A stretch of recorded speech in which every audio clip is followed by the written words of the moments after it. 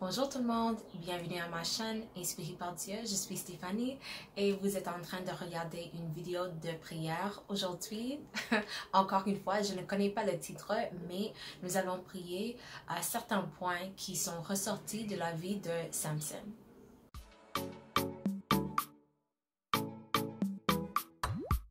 Et tout d'abord, l'histoire de Samson, ça commence dans le 13e chapitre de Juges et ça continue jusqu'au 16e chapitre de Juges.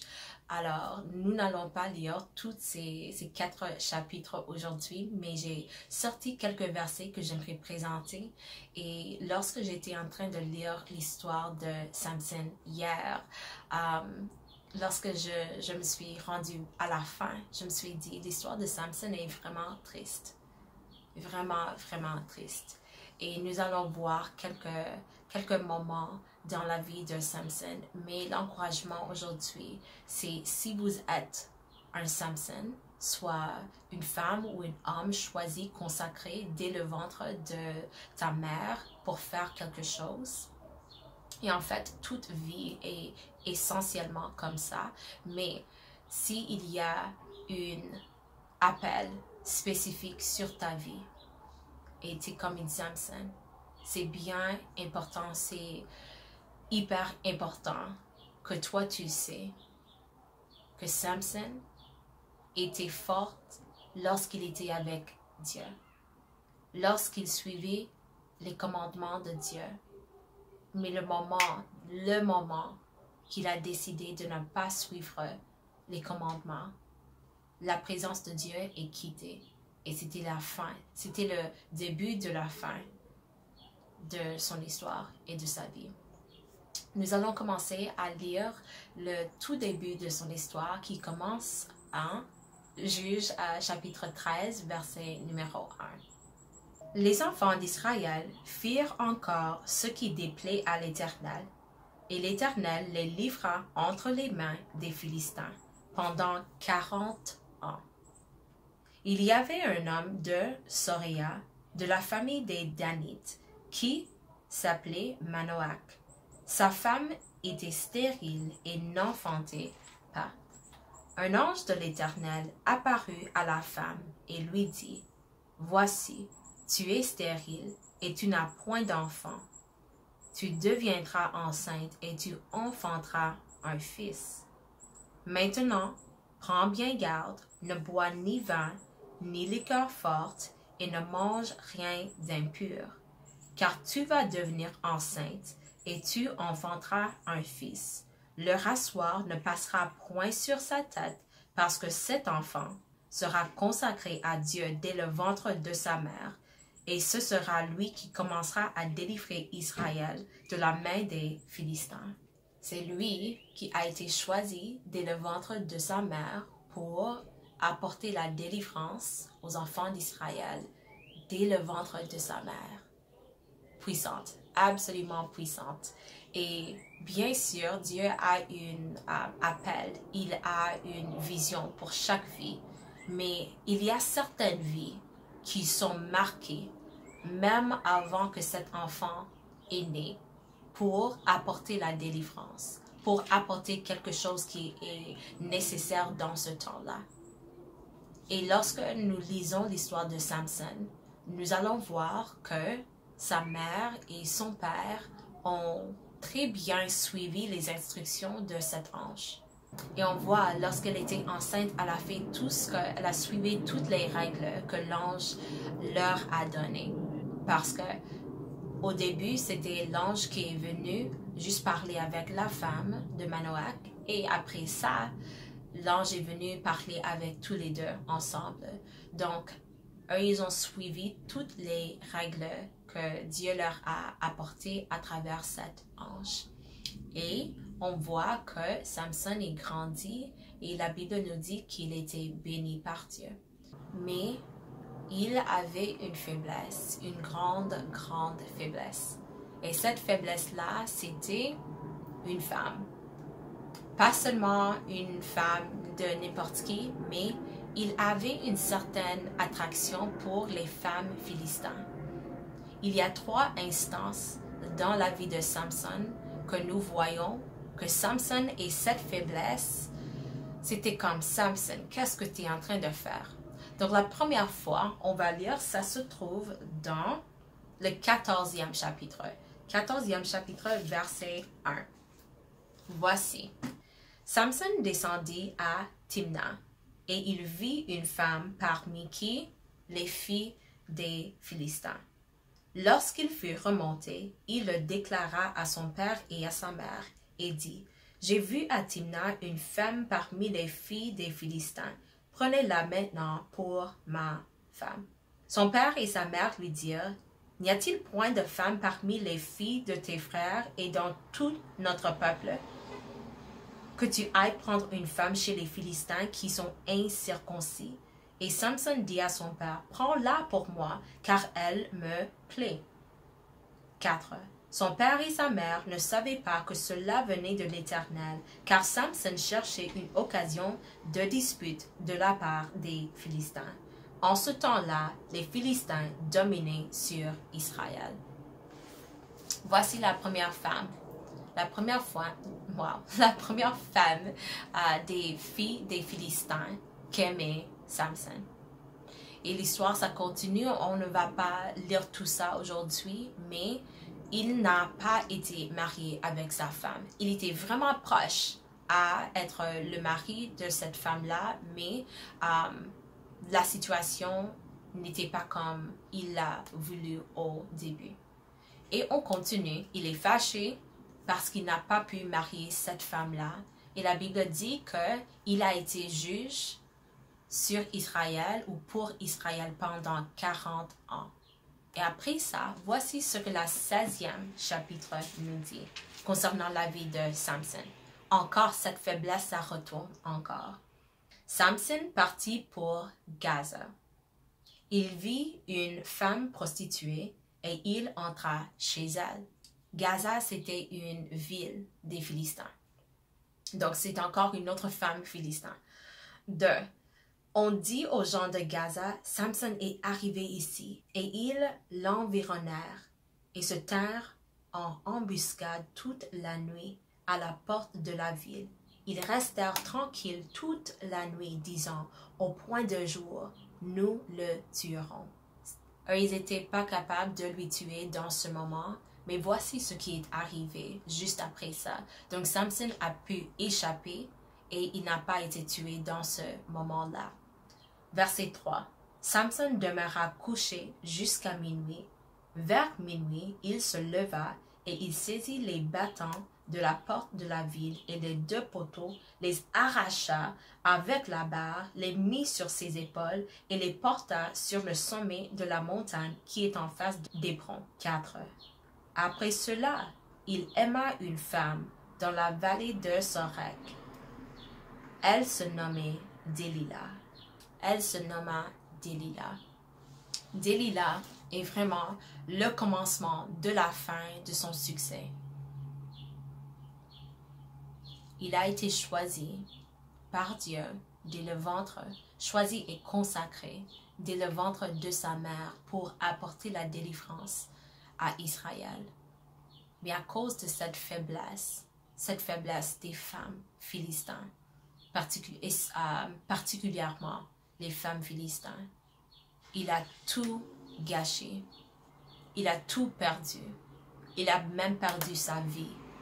Et Dieu nous donne une leçon très importante, très puissante à travers l'histoire de Samson.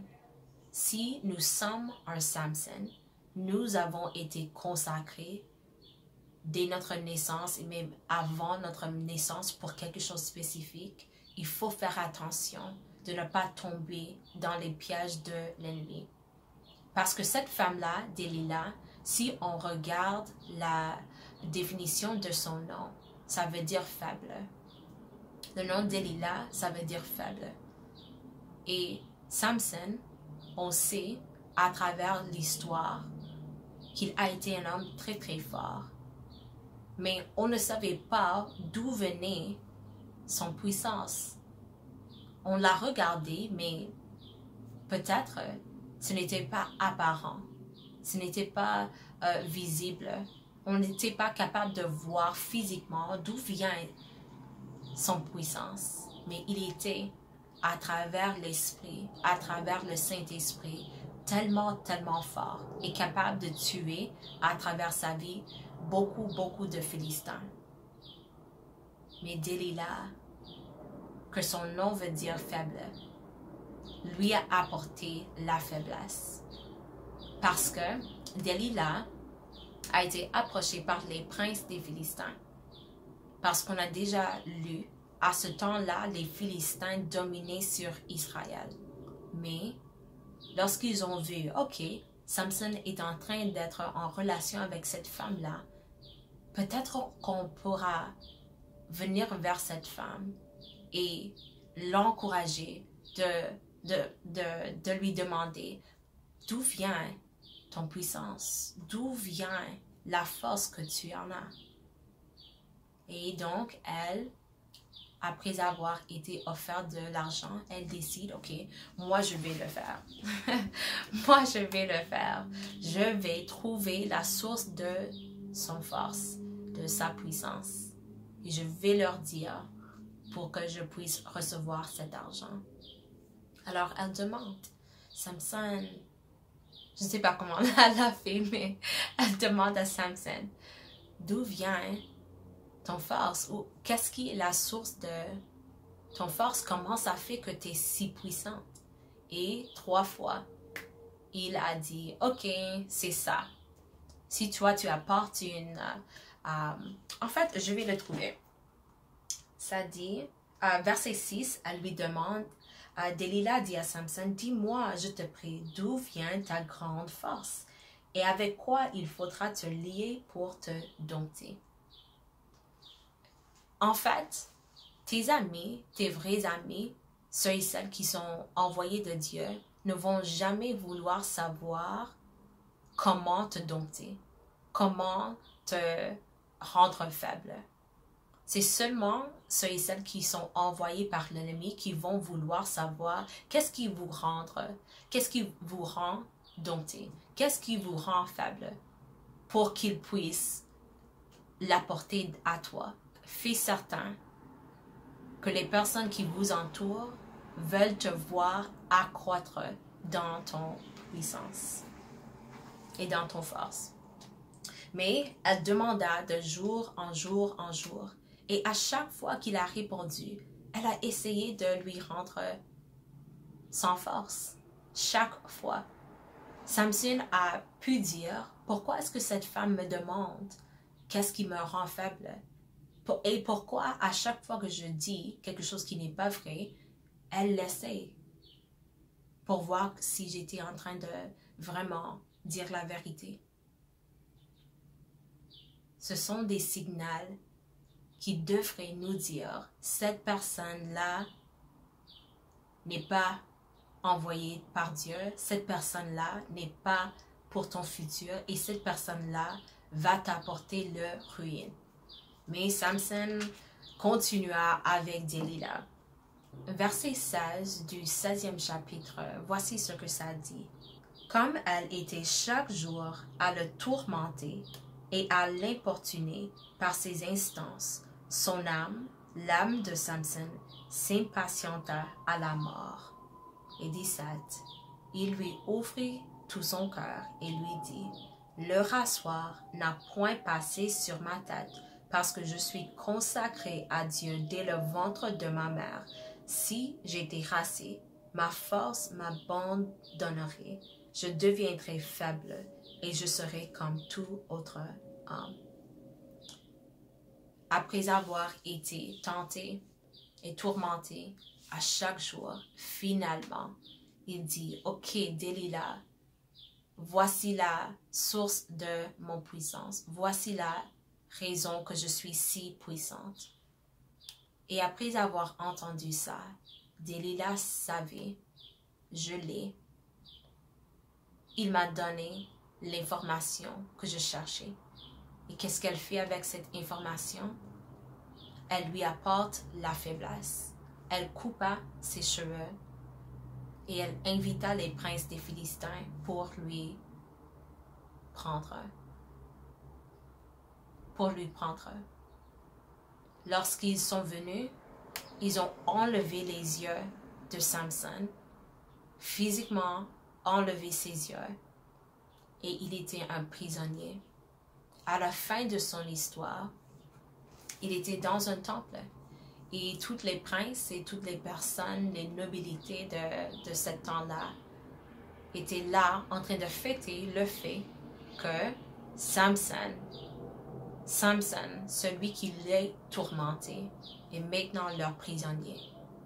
Et il y avait, selon la Bible, au moins 3000 personnes dans ce temple-là, en train de regarder Samson sans yeux. Ils ne pouvaient même pas voir. Et Samson demanda à un jeune homme qui était là, il n'était pas capable de voir, menez-moi à les 2 colonnes, c'est ça le mot, les 2 colonnes. Apportez-moi aux 2 colonnes qui supportent ce temple. Et il pria, et je vais le lire. Je vais lire le prière. 28. Alors Samson invoqua l'Éternel et dit, Seigneur éternel, souviens-toi de moi, je te prie. Ô Dieu, donne-moi de la force seulement cette fois, et que d'un seul coup, je tire vengeance des Philistins pour mes 2 yeux. Et Samson embrassa les 2 colonnes du milieu sur lesquelles reposait la maison, et il s'appuya contre elles. L'une était à sa droite et l'autre à sa gauche. Samson dit, que je meure avec les Philistins. Il se pencha fortement, et la maison tomba sur les princes et sur le peuple qui y était. Ce qu'il fit périr à sa mort fut plus nombreux que ceux qu'il avait tués pendant sa vie. Et voici la fin de la vie de Samson, détruit par son faiblesse, trahi par une femme philistine. Il aimait tellement ces femmes philistines, et c'était une femme philistine qui lui a délivré dans les mains de son ennemi. Certains d'entre vous, vous savez bien que vous êtes un Samson. Vous avez été choisi par Dieu, consacré par Dieu, dès le ventre de ta mère, pour faire et pour apporter la délivrance pour une certaine industrie, pour un certain contexte, pour une certaine place. Et c'est à nous de nous enseigner de la vie de Samson. L'esprit et la présence de Dieu est parti de Samson lorsque ses cheveux ont été coupés. Parce que l'ange a clairement dit, le rasoir ne devrait jamais couper ses cheveux. Il a fait d'autres choses, Samson a fait d'autres choses qui n'étaient pas en ligne avec ce que l'ange a dit. Mais vraiment, à la base, c'était la tentation et c'était l'attraction à ces femmes philistines. Et pour toi, pour moi, peut-être c'est quelque chose d'autre. Ce n'est pas une femme. Peut-être c'est de l'argent. Peut-être c'est la reconnaissance. Peut-être c'est quelque chose d'autre. Mais n'importe la tentation, l'histoire de Samson est claire. Si nous sommes choisis par Dieu pour faire quelque chose, pour apporter quelque chose, c'est à nous de protéger la présence de Dieu dans nos vies et de suivre les consignes que Dieu nous a données. Et certains d'entre vous, vous allez engendrer un Samson. Alors, nous allons prier pour ceux qui sont des Samson et pour ceux qui vont avoir un Samson. Parce que ceux qui sont appelés pour être des Samson ont besoin de nos prières. Parce qu'on ne veut pas que leur fin soit comme celle de Samson.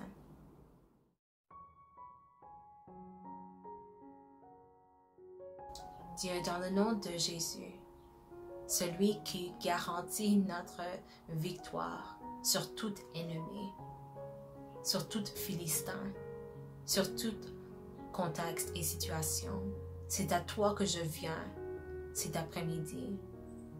Et j'ai toute foi et toute confiance en toi.